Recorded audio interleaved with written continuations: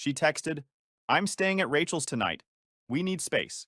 Rachel texted me 5 minutes later. "She's not here. I changed the locks that night. She can find all the space she needs at her real location." All right, Reddit, strap in because this one's a ride. Never thought I'd be posting here, but I need to get this off my chest and maybe get some perspective from people who aren't emotionally invested in this dumpster fire. I'm 31 male, a mechanical engineer at a manufacturing plant. Nothing glamorous, but solid pay, good benefits, stable career. Been with my girlfriend Madison, 28 female, for 3.5 years. We moved in together about 18 months ago to my apartment. I've owned it for 5 years. Bought it when I got my job straight out of college. 2 bedrooms, decent neighborhood, 20-minute commute to work. Perfect bachelor pad that became our place. Madison works in event planning. She's one of those people who's always got her phone in her hand, coordinating vendors, managing timelines, putting out fires. High-stress job, but she loved it. Or at least she said she did. The constant texting and calls were just part of her work life, or so I thought. For the first 2 years, everything was solid. We had our routines. She'd come home stressed from work. I'd make dinner. I'm actually a decent cook, my mom made sure of that. We'd watch Netflix, normal couple stuff. Weekends were our time. Hiking, trying new restaurants, visiting my parents or her family. Standard relationship trajectory. Looking back now, I can see the warning signs I missed.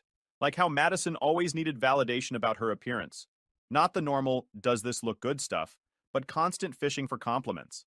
She'd try on 5 different outfits before we went anywhere, each time asking if she looked fat, if her makeup was right, if other women would judge her. I thought it was just insecurity.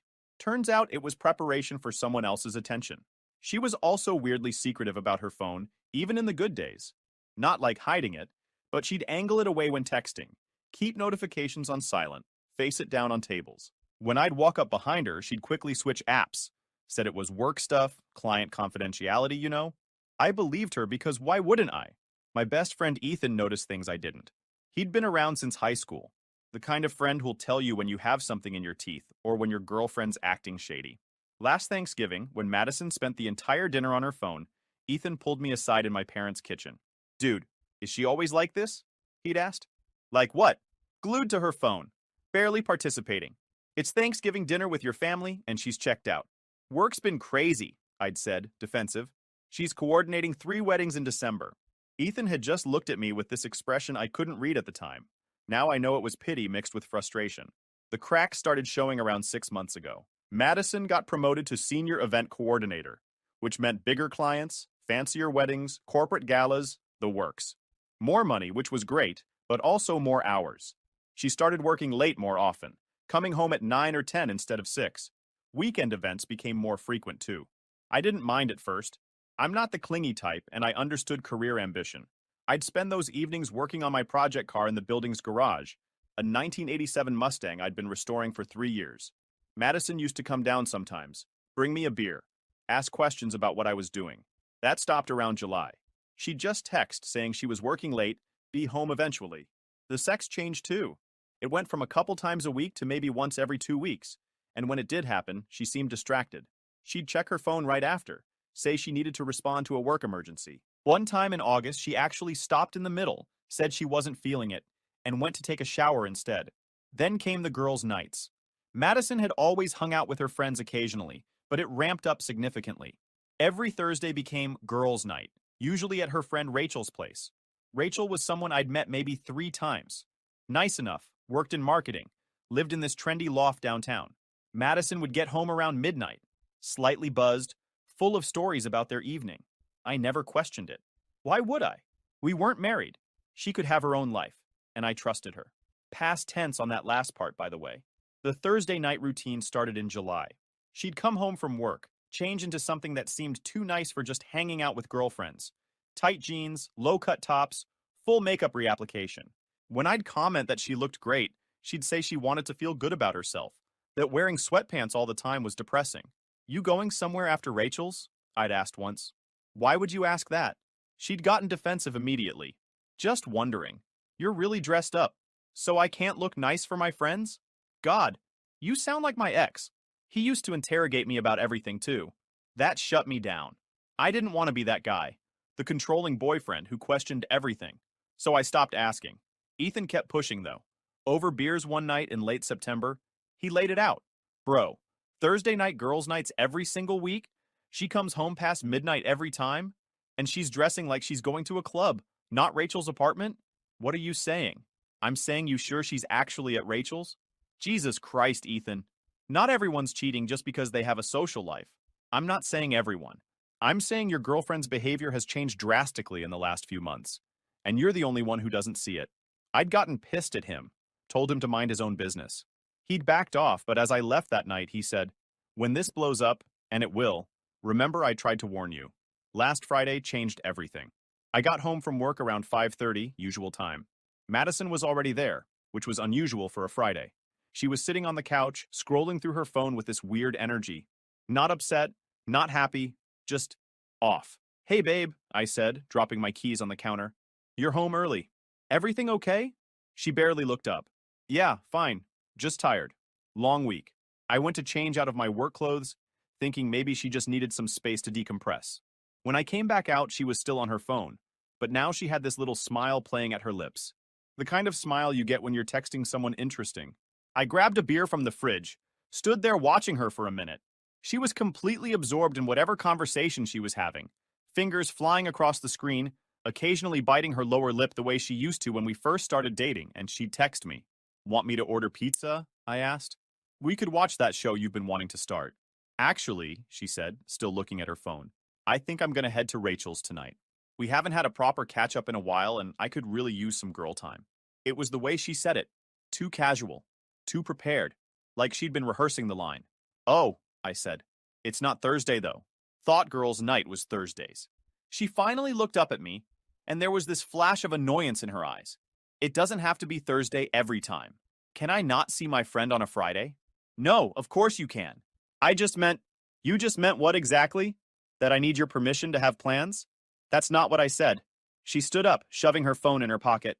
"Look, I've had a really stressful week, and I need some space to decompress with my friends. Is that okay with you?" Space. That word that's never good in a relationship context. "Yeah, okay," I said slowly. "Everything all right between us?" "God, you're so paranoid sometimes." She went to the bedroom, came back with an overnight bag. "I'm just going to my friend's house. I'll be back tomorrow. Don't wait up." "Wait, you're staying overnight? Since when do you sleep over at Rachel's on random Fridays?"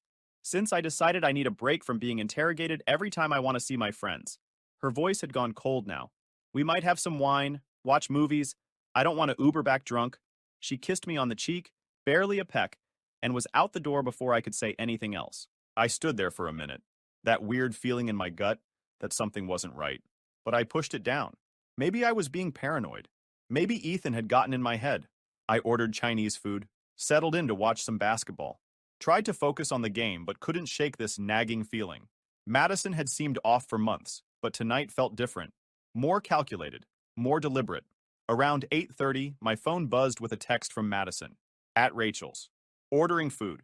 Have a good night." Normal enough. I sent back a thumbs up and went back to the game. Tried to relax, but my mind kept drifting. Was Ethan right? Had I been blind to something obvious? Then, at 8:37 p.m., my phone buzzed again. Rachel. I'd exchanged numbers with her at Madison's birthday party last year. Just that basic, "Nice to meet you. Here's my contact in case we need to." Coordinate surprise parties thing. We'd literally never texted. The only time she'd ever contacted me was to ask what Madison's favorite wine was for her birthday. The message read, "Hey, is Madison okay? She was supposed to come over tonight, but just texted saying she can't make it. Making sure everything's all right with you guys." I read it 3 times. Then I read Madison's text again, then Rachel's text again. My hands went cold. That sick feeling in your stomach when you know something's very, very wrong. That's what hit me. I sat there for probably 2 full minutes, just staring at my phone, my Chinese food forgotten, the basketball game playing to an empty room. Finally, I texted Rachel back. "When did she text you?" Rachel. "Like 20 minutes ago?" She said something came up. "I thought maybe you guys had a fight or something?" I checked the timestamp on Madison's text to me. 8:32 p.m. She'd texted Rachel at 8:15 p.m. saying she wasn't coming, then texted me at 8:32 p.m. saying she was already there. "We didn't fight," I typed back to Rachel, my hands shaking slightly. "She told me she was spending the night at your place." 3 dots appeared, disappeared, appeared again. Rachel. "Oh shit. Jake, I'm so sorry, I had no idea she told you that. She's definitely not here. She canceled on me. There it was. The confirmation that my girlfriend was lying straight to my face. The question was, where the hell was she actually going? I thanked Rachel and told her I'd handle it. Sat there for another minute, processing. All those late nights at work, all those Thursday girls' nights, all those times she'd come home smelling like different cologne and blamed it on hugging coworkers at events. Then, I did what any rational person would do in 2024. I checked her location sharing. We'd set up location sharing about a year ago, mostly for safety. If I was working late or she was at an event, we could check on each other. Madison never turned hers off because why would she? She was supposedly always where she said she was. I opened Find My Friends with a weird mix of dread and vindication churning in my gut. Madison's little icon was moving on the map, heading west across town. Definitely not toward Rachel's loft downtown. I watched as she drove for another 10 minutes. Then the icon stopped at an address I didn't recognize. I pulled up Google Maps and street viewed the location. Apartment complex called Vista Heights. Nice place, newer building, the kind with a gym and a pool that you pay extra for in rent. 6-story building with balconies, guest parking, the whole upscale setup. I sat there on my couch, Chinese food getting cold on the coffee table, basketball game long forgotten, watching my girlfriend's location pin, sitting stationary at an apartment building across town, while her text message claimed she was at her friend's place ordering takeout. Ethan's voice echoed in my head. You sure she's actually working all those hours? I called him. He picked up on the second ring, music playing in the background. Yo, what's up? You free to talk? I asked, and my voice must have sounded off because he immediately responded. The music cut off. Yeah, man. What's wrong? You sound weird. I laid out everything. The text to me, the text from Rachel, the location showing Vista Heights instead of where she said she'd be. Ethan was quiet for a second. Brother, you know what this is, right? Yeah, I said. I know what it is. Question is, what do I do about it? You want my honest advice? That's why I called you. Change your locks tonight. Right now. Get a locksmith out there, whatever it costs. Then tomorrow when she comes crawling back with whatever story she's cooked up, she finds out she doesn't live there anymore. That's pretty nuclear, I said. She lied to your face about where she's spending the night. She's at some random apartment across town. What do you think is happening there, Jake? Book club? He had a point. A very valid point. Let me think about it, I said. Don't think too long. You start second-guessing yourself, you'll talk yourself into giving her a chance to explain. And whatever explanation she gives you will be bullshit designed to make you feel crazy for not trusting her. You sound like you're speaking from experience. 2 exes, bro. 2 separate situations where I should have pulled the trigger immediately, but didn't. Wasted months of my life getting gaslit and manipulated. Don't make my mistakes. After we hung up, I sat there staring at that little location pin on my phone. It hadn't moved. She was settled in wherever she was, for the night apparently, based on that overnight bag she'd packed. I pulled up her text again. At Rachel's. Ordering food. Have a good night. The heart emoji. That's what got me. The casual heart emoji, like she wasn't actively deceiving me. Like she hadn't just deliberately lied about her location and planned to sleep somewhere else, while keeping me as her safe, oblivious backup plan. I looked around my apartment. Our apartment, technically, even though my name was the only one on the lease and I paid all the rent. Her makeup scattered across the bathroom counter. Her shoes by the door. Her favorite blanket draped over the couch. Her succulents on the windowsill that I'd been watering because she always forgot. Evidence of 3.5 years together, and she was throwing it all away for whoever was at Vista Heights. The decision crystallized in my mind. I wasn't going to be that guy who ignored the evidence right in front of him. I wasn't going to wait around for her to come home and gaslight me into believing I was paranoid or controlling. I wasn't going to give her the opportunity to trickle truth me, to admit to just enough to explain away but hide the full extent of her betrayal. I made my decision. Called a 24-hour locksmith service. Guy said he could be there in 45 minutes. Would cost $220 to change both locks, deadbolt, and handle. I told him to come immediately, gave him my address, and hung up feeling this strange sense of calm purpose. While I waited, I started packing. Not frantically, not emotionally, methodically. I got the spare suitcases from the hall closet, the same ones we'd used for our trip to Nashville last year, when things were still good, and started filling them with Madison's clothes. I went through the closet systematically. Her work clothes first, all those blazers and pencil skirts she'd bought when she got promoted. Her going out outfits, including that tight black dress she'd worn to the company Christmas party, where she'd spent half the night on her phone coordinating January events. Her gym clothes that she'd bought 3 months ago, claiming she was going to start working out, but the tags were still on most of them. Bathroom stuff went into a box. Her expensive face creams. The makeup that cost more than my monthly car insurance. Her hair products. Her electric toothbrush. I found a second toothbrush in the back of the cabinet, still in its package. Why would someone keep a spare toothbrush? Unless it was for someone else to use. I threw it in the box too. Shoes into another box. I counted them as I packed. 17 pairs. She'd always said she needed options, but 17 pairs seemed excessive for someone who claimed we could never go anywhere nice because we were saving money. Her laptop, her books, her decorative pillows that I'd never liked anyway. The ones with inspirational quotes about living your best life and being true to yourself. The irony wasn't lost on me. Everything that was hers, methodically removed from my space. I found her journal wedged between the couch cushions. Normally, I wouldn't read someone's private journal, but normal went out the window when she lied about her location. I flipped through it. Most entries were mundane. Notes about work, shopping lists, meal ideas. But then I found entries from August. C makes me feel alive again. Like I'm not just going through the motions. C. Connor, Chris, Carl, didn't matter. What mattered was that she'd been writing about someone else while sleeping in my bed. Another entry from September. Feel guilty sometimes, but Jay is so oblivious. He never asks questions, just believes whatever I tell him. Makes it easier, but also makes me lose respect for him. JME Jake. She'd been writing about how my trust in her made her lose respect for me. The mental gymnastics of that were impressive in the most pathetic way. I threw the journal in her box, pages splayed open to that September entry. Wanted her to know I'd read it, that I'd seen what she really thought of me. The locksmith showed up at 10:15 p.m. Nice older guy named Tony, who definitely sensed the vibe but was professional enough not to ask questions. He took one look at me holding a box of women's shoes and just said, "Rough night, huh?" You could say that. Been there, been. This'll take about 40 minutes. You want the upgraded deadbolt or the standard? Upgraded. And make sure she can't pick them or get a duplicate made somewhere. Tony nodded knowingly. Smart man. I'll put in the high security ones. No copies without showing ID that matches the lease. He worked while I continued packing. Found more evidence of her double life as I went. Receipts in her purse for restaurants I'd never been to. A gift card to a men's store with $200 on it. Had she bought him clothes? Concert tickets for a show next month that she'd never mentioned to me. By 11 p.m., Tony was done. New keys, new locks, same apartment. Except now it was just mine again. He handed me 3 copies of the new keys. Keep one in your car, one at work, one with a friend. Just in case. And buddy? He paused at the door.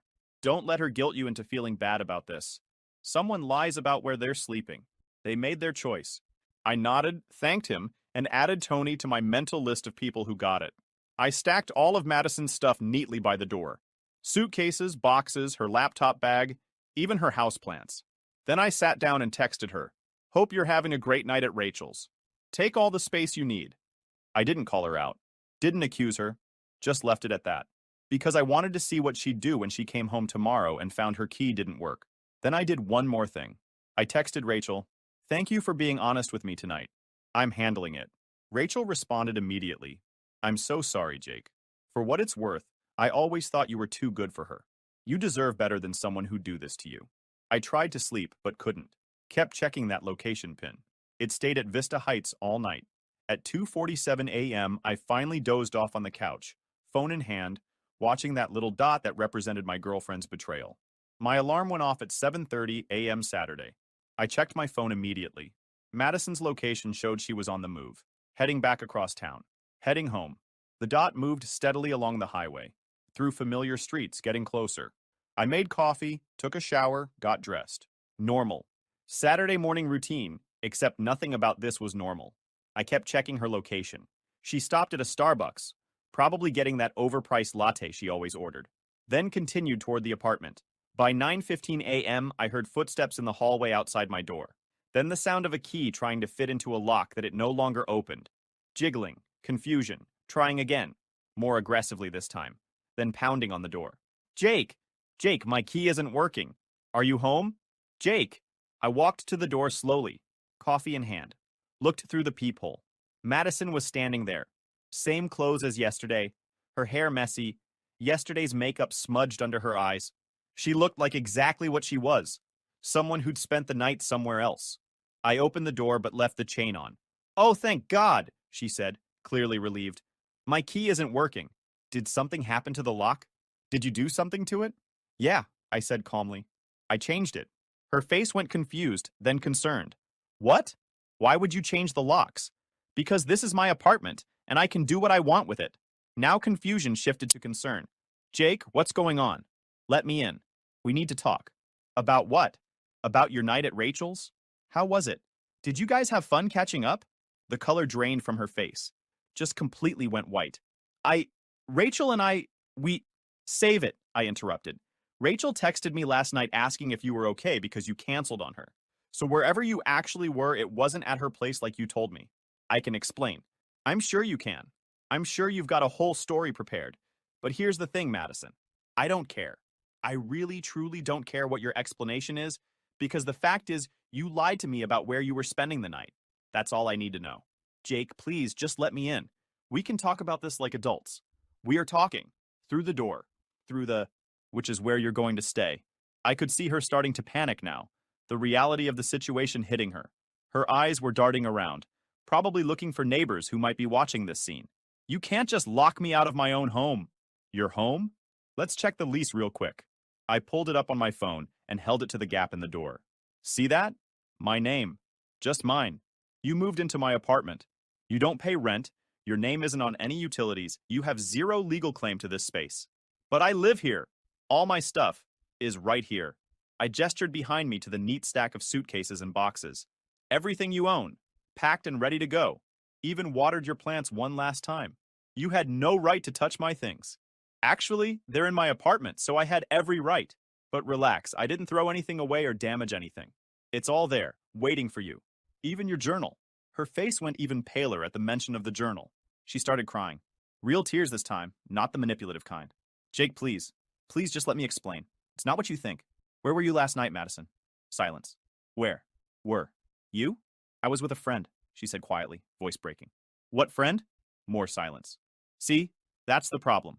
If it was innocent, you'd just tell me. The fact that you can't means it wasn't innocent. So here's what's going to happen.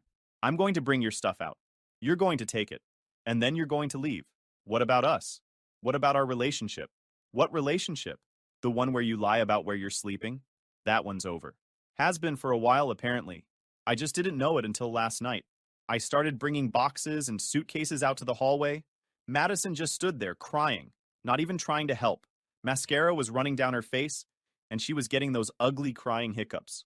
On my third trip out, my neighbor Mrs. Chen opened her door, took one look at the situation, gave Madison a disapproving look that could have frozen hell, and shook her head before going back inside. Mrs. Chen had lived across the hall for 20 years. She'd seen a lot of breakups, knew exactly what this was. When everything was out in the hallway, I stood in my doorway one last time. Madison was leaning against the wall, looking at the pile of her belongings like she couldn't believe this was happening. Jake, please. I made a mistake. Can't we talk about this? You didn't make a mistake, Madison. Mistakes are accidents. Sending me a text saying you're at Rachel's while you're actually across town at Vista Heights is a choice. A calculated, deliberate choice to deceive me. That's not a mistake. That's who you are. Her eyes went wide. How did you... You were tracking me? That's insane. That's controlling. You gave me permission to see your location a year ago. For safety, remember? I just happened to check it last night. Good thing I did. Turns out you weren't where you said you'd be. Funny how that works? You don't understand the pressure I've been under. Work has been insane, and I just needed... Someone else? I finished for her. Yeah, I get it. Well, good news. Now you have all the space you need to figure your life out. Without me in it. You're making a huge mistake, she said, and now anger was creeping into her voice, replacing the tears. You'll regret this. You're throwing away 3.5 years over nothing. The only thing I regret is not doing this 6 months ago when Ethan first warned me something was off. Actually, I regret not reading your journal sooner. Jay is so oblivious? Makes me lose respect for him? Yeah, real loving stuff there, Madison. Her hand flew to her mouth. She'd forgotten about the journal entries. Have a nice life, I said. Hope Vista Heights works out for you. I closed the door before she could respond. Locked it. All 3 locks this time, including the new deadbolt Tony had installed. I could hear her outside, first crying, then yelling that this wasn't fair, that I was being unreasonable, that she deserved a chance to explain. Then her voice changed, got angrier. You're going to regret this. I gave you 3 years of my life. You're nothing without me. Nobody else will put up with you.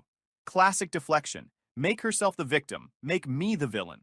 Mrs. Chen's door opened again. I heard her elderly voice, sweet but firm. Young lady, you need to take your things and leave. You're disturbing the entire floor. Some of us are trying to enjoy our Saturday morning. Mind your own business, old lady. This is my business when you're screaming in my hallway. Take your things and go, or I'm calling the police. I heard Madison crying again, then the sound of her dragging suitcases toward the elevator. I put in my earbuds, turned on some music, and went back to my coffee. 20 minutes later, I looked through the peephole. The hallway was empty. All her stuff was gone. I texted Ethan. Locks are changed. She's gone. He called immediately. Holy shit, you actually did it. How do you feel? Honestly? Relieved. Good. Stick to that feeling when she starts blowing up your phone later. Because she will. Already blocked her. Smart man. Want to grab lunch later? We can celebrate your freedom. Right on cue, my phone started buzzing. Unknown number.